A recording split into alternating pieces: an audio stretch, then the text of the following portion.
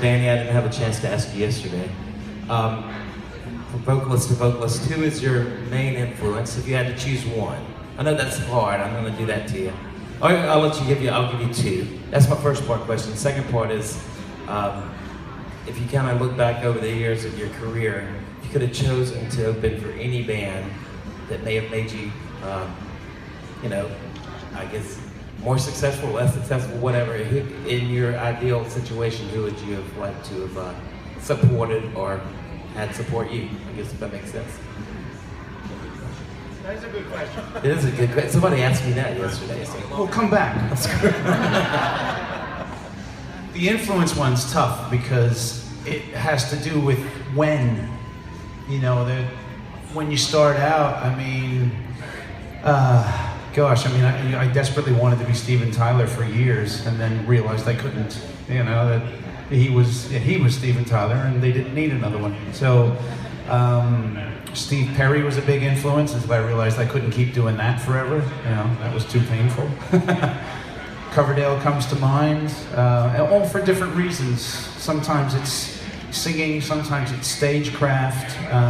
Paul Rodgers is a huge one, and I think still, because I love that bluesy edge, and I kind of feel R&B is kind of my favorite music, the old stuff, and he'll still couched in that.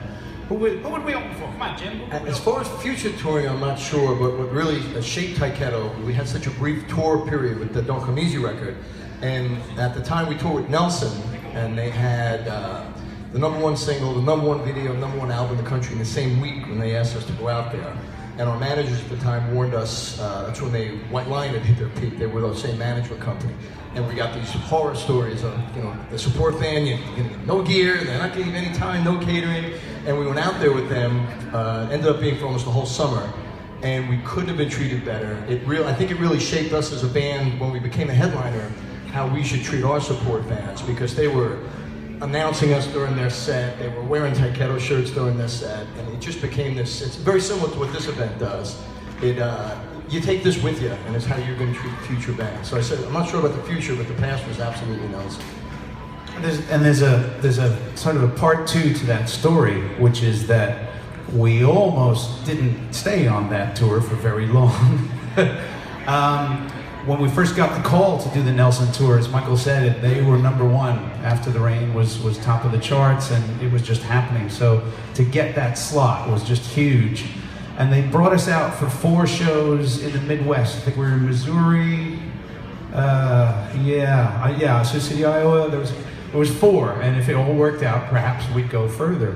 And as Michael said, they couldn't be any more welcoming, and I pretty much almost fucked that up for the rest of our career, because there's a song on the Don't Come Easy album called Walk on Fire, and it's sort of known as the cursed song, because things would go wrong. I'm hoping some of you at least are vaguely familiar with it, otherwise this isn't a very funny story. But it begins with an acoustic piece, and then there's this frantic acoustic strum, and then the whole band comes crashing in at full speed. I put the guitar down, and on goes the song. 3 minutes or 4 minutes into it, we bring the acoustic strum all by itself back. Everything stops, and it's just me hammering away at this acoustic guitar. And things would always happen. You get unfamiliar sound men, or you didn't get a chance to speak with them, and they didn't realize the acoustic was coming back out. So there'd be the guy doing this, and you'd be going, So stuff like that would happen. The first show of the Nelson tour, that's what happened. We played that song. I don't know, was it our opener? Was it first? Yeah, okay, so first song, first night, and we've got a brand new road crew. They're all ready to go, it's all big time. I play the intro, band comes crashing in, it's fabulous. Everything's big, big, big. Run over to the side of the stage, wah, throw the guitar in the roadie, he catches it, off I go, sing the song. And we get to the middle section, where during the guitar solo, I've got about 30 seconds to go and get my guitar, come back to center stage, and take that solo again. I get back to center stage, and my guitar tech is, I'm going like this, he's going, my guitar, I go, what are you talking about? I packed it away. 15,000 people, and I walk up to the microphone, the whole band doesn't know what's going on. the whole band stops, and Danny goes, and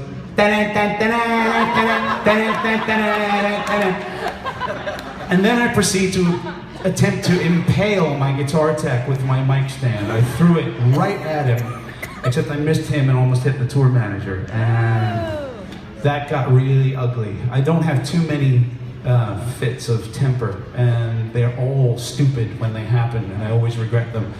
Luckily, the road crew with a great sense of humor, we showed up the next day for the next show, and they had put targets everywhere, and just said, "Singer, aim here."